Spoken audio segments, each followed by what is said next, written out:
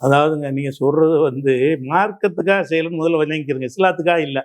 அவங்க இப்பவும் என்ன செய்யறாங்க வச்சா மார்க்கம் தடை செய்தானே தடை செய்யல. வளர்மதின்னு சொன்னீங்கல்ல, வளர்மதிங்கிற பேர்லயே முஸ்லீம்கள் இருக்கிறாங்க.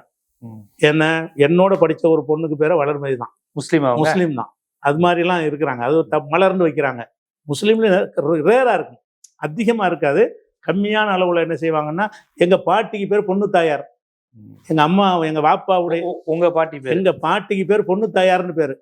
அப்ப பொண்ணு தாயாருங்கிற அரபியாது பொண்ணு தாயார் வச்ச பேர பொண்ணு தாயார்னு முஸ்லீமா தான் இருந்தாங்களா? முஸ்லீம் தான். எங்க பாட்டி மதம் மாறிய பிறகும். ஆமா, எங்க தகப்பனாருடைய தாயார். உங்களுக்கு தெரிஞ்சு மதம் மாறினதுல நீங்க உங்களுக்கு தெரிஞ்சு நீங்க மார்க்கத்துக்கு வந்தீங்கன்னா, நீங்க பிறக்கும் போது உங்களுக்கு எல்லாருமே எனக்கு தெரிஞ்ச 4-5 தலைமுறையாவே நாங்க முஸ்லீமா தான் இருக்கிறோம்.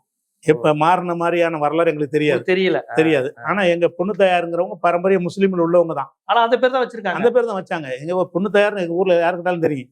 அப்ப அந்த மாதிரி வைக்கிறாங்க. வைக்காம தடையெல்லாம் ஒண்ணு கிடையாது. நம்மளா யோசிக்கிறோம், இதை வச்சோம்னு சொன்னா அந்த மாதிரி என்ன ஜாதின்னு கேட்பாங்கன்னு சொல்லி நாங்க பேரை மாத்திக்கிறோம்னு வர்றவங்களே சொல்றாங்க, அந்த கருத்தை உணர்ந்து. அது போக என்னன்னு கேட்டா இன்னொரு விஷயமும் காரணமா இருக்கு. இவங்களா சிந்திச்ச காரணம் தான். நீங்க வந்து ஒரு போற இடத்துல ஆக்சிடென்ட்ல இறந்து போயிட்டீங்க, உங்க ராமசாமின்னு இருக்கு உங்க பேரு, உங்களை என்ன செய்வாங்க? எரிச்சிருவாங்க.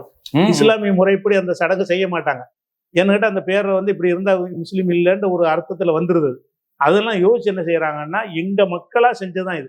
தமிழகத்துல உள்ள எங்க குர்ஆன்படி இதெல்லாம் குர்ஆன்படிலாம் கிடையாது. அவங்க என்ன செய்யறாங்கன்னு கேட்டா, திடீர்னு நல்லது கெட்டது ஏற்பட்டுச்சுன்னு சொன்னா அவர் முஸ்லீம் லிஸ்ட்ல நம்ம சேர்க்க மாட்டாங்க.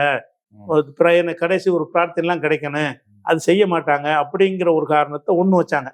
நம்மளை வந்து இந்த ஜாதி என்னன்னு விசாரிக்க ஆரம்பிச்சிருவாங்க, கேட்க ஆரம்பிச்சிருவாங்க. முஸ்லீம் சொன்னதுக்கு அப்புறம் முடிஞ்சே இல்ல, முஸ்லீம் சொன்னாலும் எதுல இருந்து வந்திருக்கான்னு அறிய பார்ப்பாங்கண்ணா.